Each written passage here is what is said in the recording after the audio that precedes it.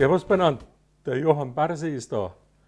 Heute geht es nicht um ein großes Rezept, sondern heute geht es um das, was das Frühjahr, speziell der Mai, so Neues bietet. Kennt ihr die? Natürlich Mai-Rübchen. Oder Maischwammerl, die Mairitterlinge.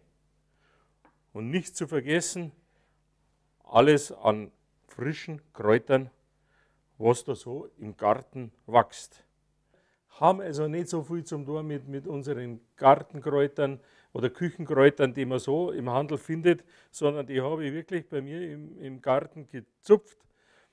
Die haben schon ganz andere Wirkungen, wie zum Beispiel das Wiesenschaumkraut, das entwässert, dann die Taubennessel, kriechender Günsel, Gundermann oder Gundelrebe.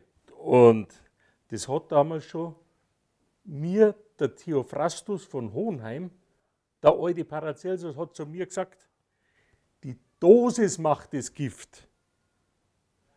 Und deswegen muss man die ganz sparsam einsetzen und dann sind sie gut. Zum Beispiel für die Verdauung. Wir fangen jetzt da an. Oh, schaut's her. Der Bamberger, mein Spezi, da hat er wieder auf seinem Ofen rumgehauen. Ist ihm der Kochlöffel kaputt gegangen.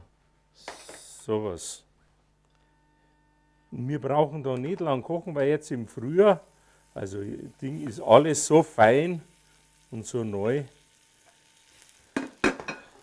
Da reicht es, wenn wir alles einfach locker andünsten. Ein kleines bisschen ein Gemüsefang vielleicht, wenn man es nicht so angebraten will. So, da. Dann unsere Maischwammerl dazu. Und auf geht's. Salz. Ein bisschen am Pfeffer. Hoppa. Und dann brauchen wir bloß, was man immer beim guten Kochen braucht, ein kleines bisschen Zeit. So, dann haben wir noch junge Zwiebeln. Die geben die Frische wieder. So.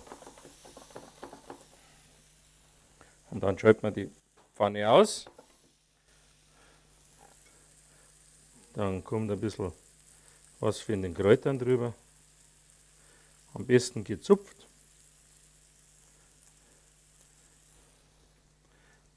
Aber wirklich bloß ein bisschen was.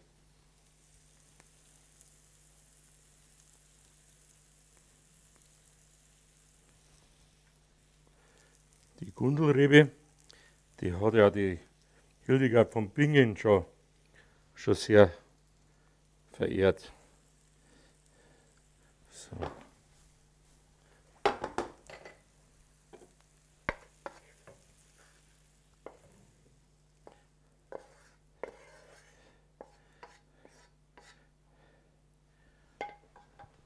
So, schlicht und einfach als schöne Beilage. Wenn ihr es als Hauptgericht wollt, auch gut, auf einem gerösteten Brot. Und wenn ihr ein bisschen reimig wollt, in Nudeln rein, der zahlt einen Rahm dazu. Ich wünsche viel Spaß beim Nachkochen. Servus beieinander, der Johann Barsi. Und aufpassen, was es demnächst wieder gibt.